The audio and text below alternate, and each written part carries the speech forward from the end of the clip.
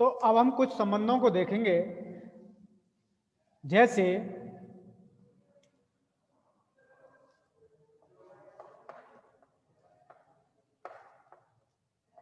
Golgi का है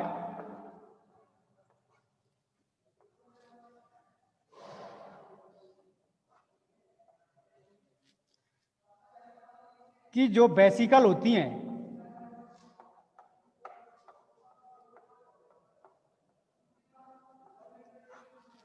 उनसे कोश का झिल्ली का निर्माण होता है।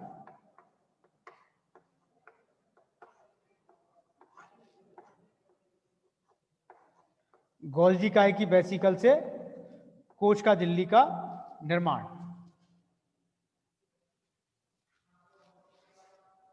और प्राथमिक लाइसोसोम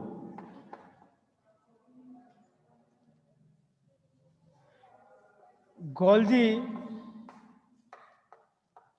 काय की सिस्टर्नी से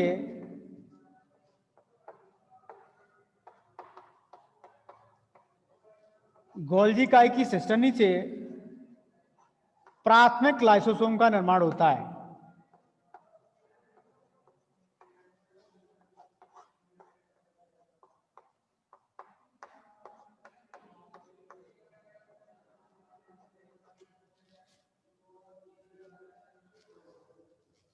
ध्यान रखें,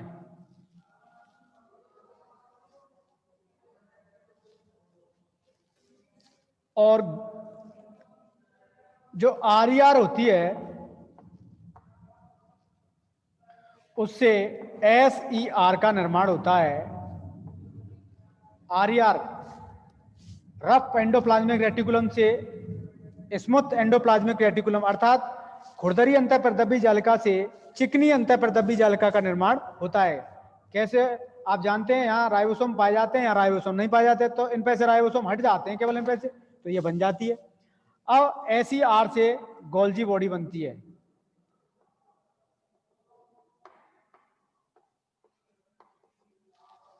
एसईआर से क्या बनेगी? Golgi body.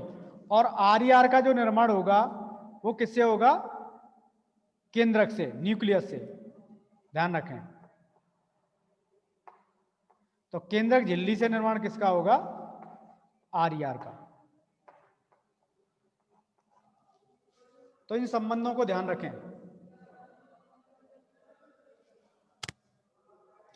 और कभी कभी ये भी बताते हैं कुछ संबंधों में कि आरईआर से केंद्रक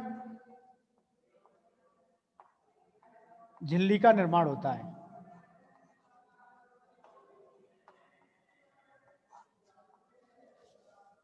तो इन संबंधों को आप ध्यान रखें।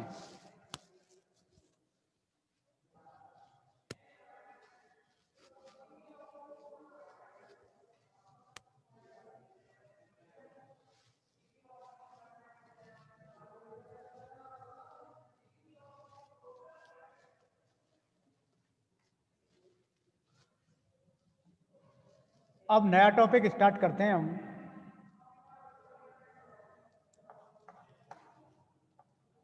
गोल्जी काय।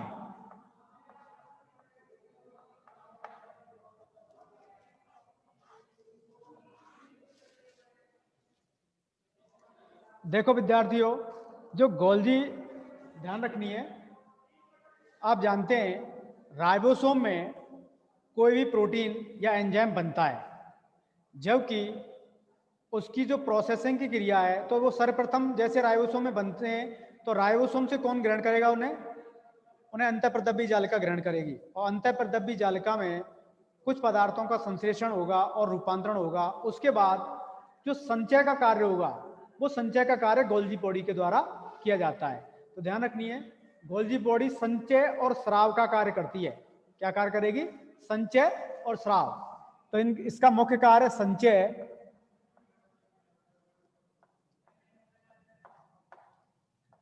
और स्राव है। स्रावण जिसे कहते हैं सीक्रेशन। ध्यान रखें। और अंतःप्रदबी जालिका का क्या था?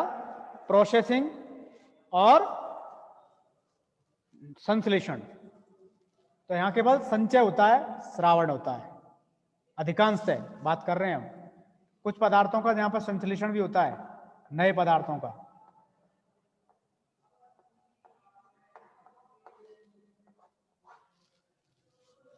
तो अब हम देखते हैं गोल्जी काय को।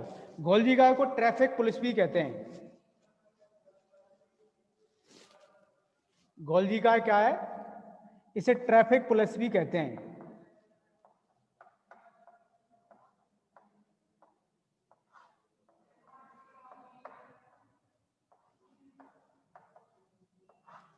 ट्रैफिक पुलिस क्यों कहते हैं? क्योंकि ये कोशिका में विभिन्न पदार्थों का क्या करता है?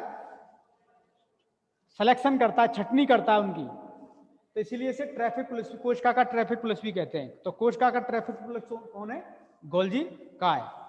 अब गोल्जी काय के अगर हम इतिहास के बारे में बात करें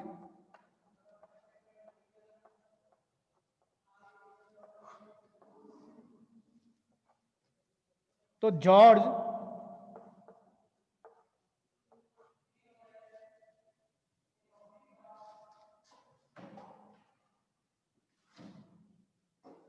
जॉर्ज ने इन्हें सर्वप्रथम परीक्षित किया।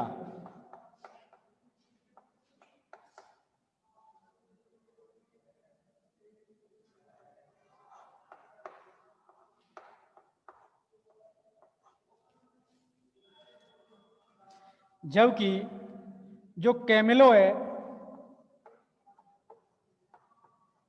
कैमिलो गोल्जी जिसे कहते हैं हम, उन्होंने इन्हें उल्लू की तंत्रिका कोशिकाओं में, उल्लू की तंत्रिका कोशिकाओं में खोजा।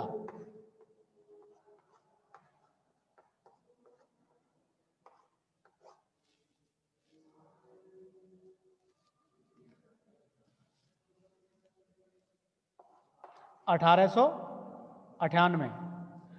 1867, डेट ध्यान रखें। तो जॉर्ज ने इन्हें सर्वप्रथम परीक्षित किया और कैमिलो गोल्जी ने इन्हें उल्लू की तंत्रिका कोशिकाओं में खोजा। जबकि गैटविनी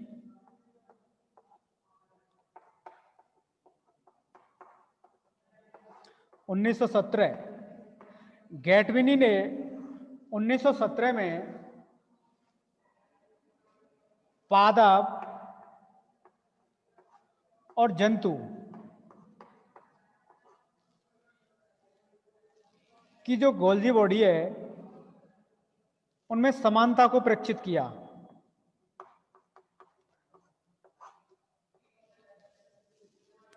ध्यान रखिए, पादपों में गोल्जी बॉडी को डिक्टियोसोम कहते हैं। पादपों में क्या कहते हैं? गोल्जी बॉडी को डिक्टियोसोम। अब इसके अलावा अन्य वैज्ञानिक हैं बेकर, पेनर, मूर।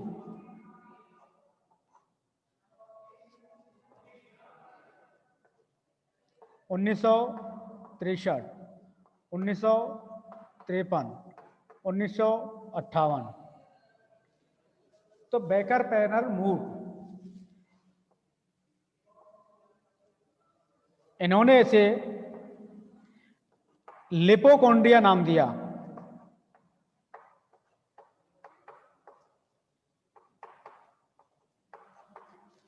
बेकर ने।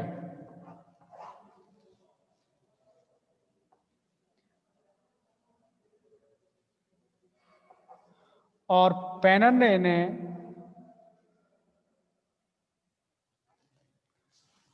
Golgi body.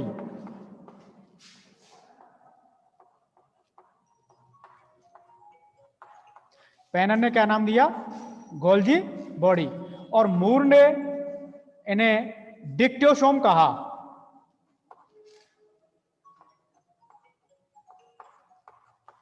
डिक्टियोसोम।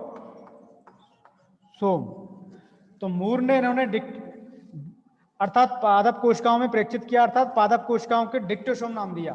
तो डिक्टियोसोम नाम देने वाले ये हैं बेकर, लिपोकॉन्ड्रिया नाम देने वाले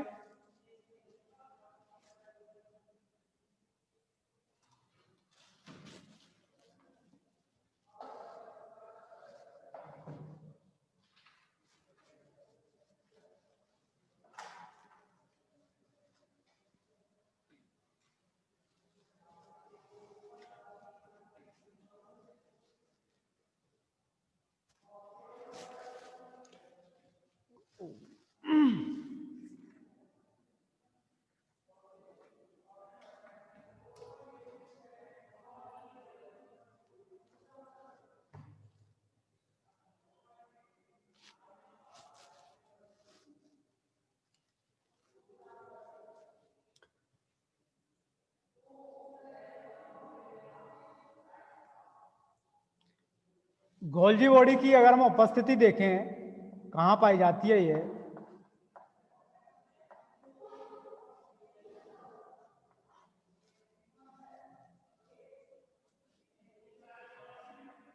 तो ध्यान रखें ये प्रोकैरियोटिक कोशिकाओं में,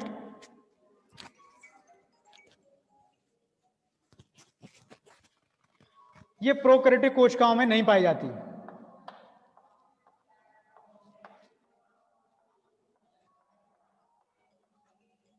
ये प्रोकैरियोटिक कोशिकाओं में नहीं पाई जाती, तो यूकैरियोटिक कोशिकाओं में पाई जाती है।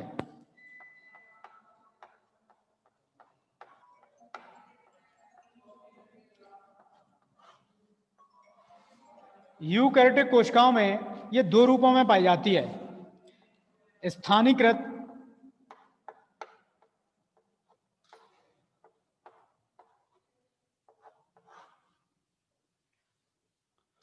और विसरित।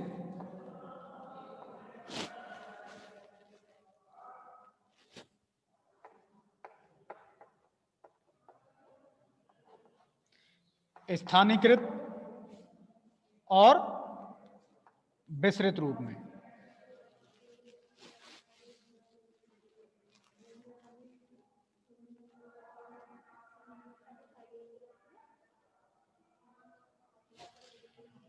तो स्थानीयकृत रूप में वास्तव में अग्नाशय,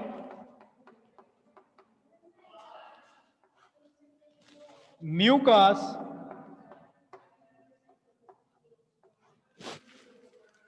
और थायराइड,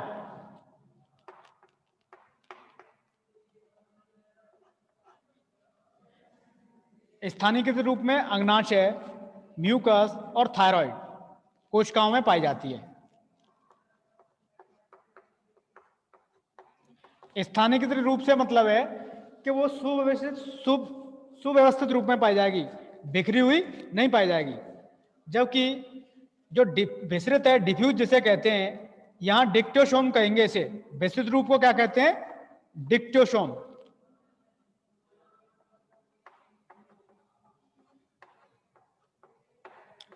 तो डिक्टोसोम गोल्जी बॉडी के बिखरे हुए रूप को कहते हैं। तो डिक्टोसोम कहां पाई जाती है? अकशेरुकियों में, अकशेरुकी तथा पादप कोशिकाओं में। इसके अलावा हेपेटोसाइट,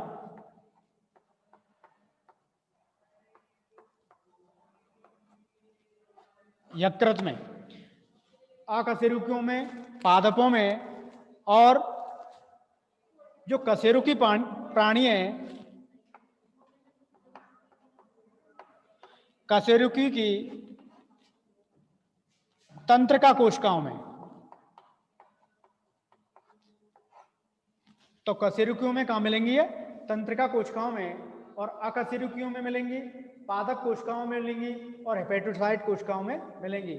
सामान्यतः ये मानते हैं कि डिक्टोसोम पादप कोशिकाओं में पाई जाने वाली गोल्जी बॉडी को बोलते हैं। तो ध्यान रखें ये जंतु कोशिकाओं में भी डिक्टोसोम रूप में पाई जाएगी। जंतु में कौन से? अकशेरुकी जंतु, हेपेटोसाइट जो कि यकृत कोशिकाएं, और कशेरुकी की तंत्रिका कोशिकाओं में ये पाई जाएंगी।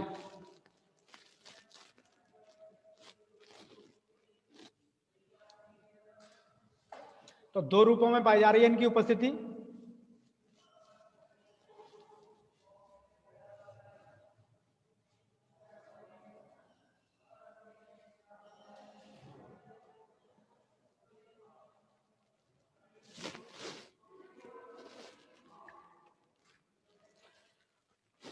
अब अगर हम ये देखें,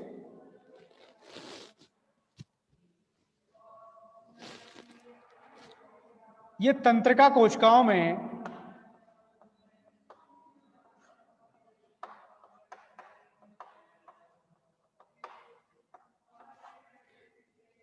ये तंत्रिका कोशिकाओं में बड़ी होगी आकार में, जबकि पेशी कोशिकाओं में छोटी होगी।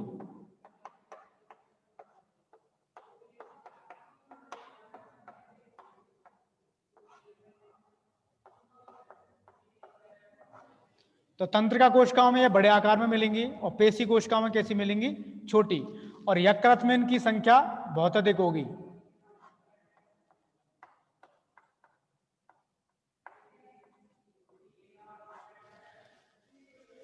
तो तंत्रिका कोशिकाओं में बड़ी मिलेंगी और पेशी कोशिकाओं में मिलेंगी ये छोटी, ध्यान रखें। अब हम देखते हैं कि जो गोल्जी बॉडी होती है उसके कौन कौन से घटक होते हैं।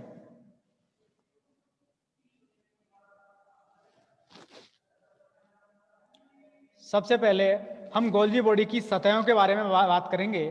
जैसे केंद्रक है ये, मान लो ये कोई कोशिका है,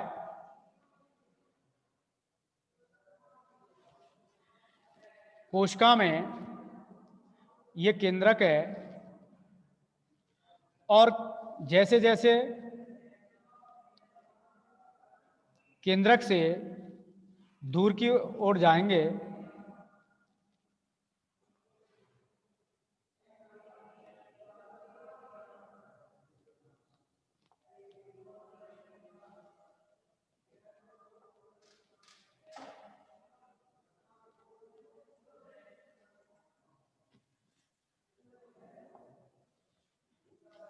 तो ध्यान रखें इनकी ये जो फेज है, ये जो आपको उत्तल सतह दिखाई दे रही है उभरी हुई, ये फॉर्मिंग फेज है, एफ फेज। और इधर जो दिखाई देगी आपको,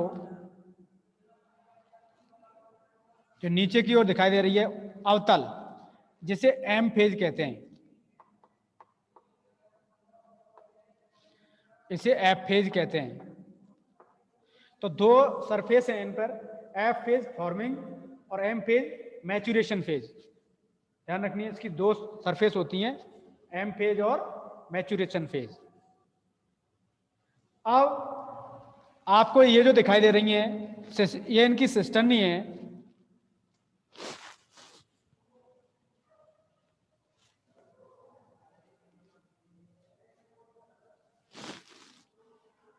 जैसे हम दो सिस्टर्नियों को बनाते हैं,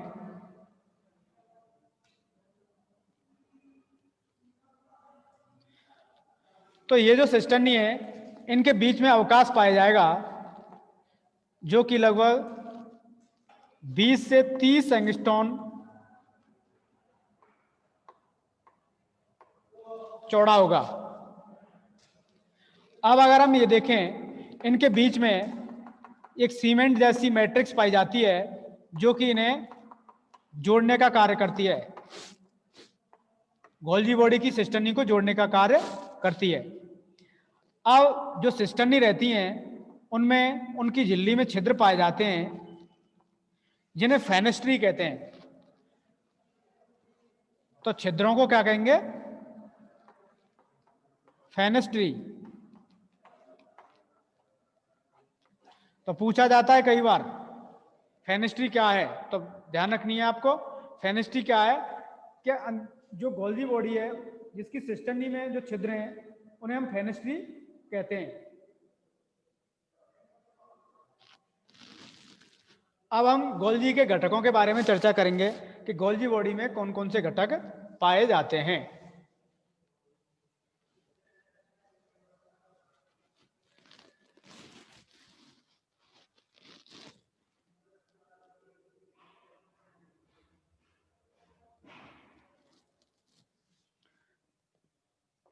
तो गोल्जी के जो घटक हैं,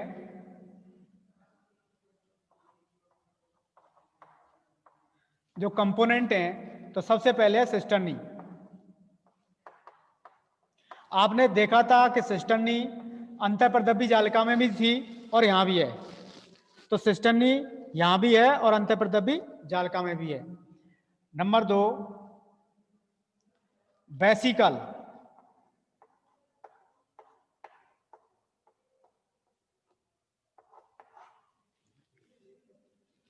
नंबर 3,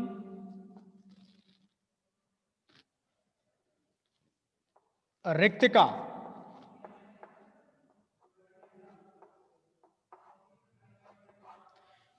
तो आपको 3 घटक देखने को मिलेंगे यहां पे, रिक्तिका को क्या कहते हैं? वैक्यूल। वेसिकल और सिस्टर्नी।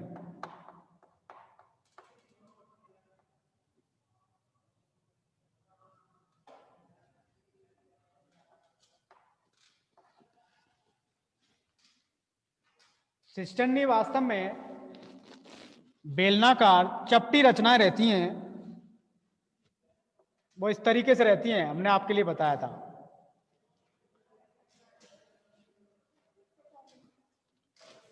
तो विद्यार्थियों, कल पढ़ते हैं इसे।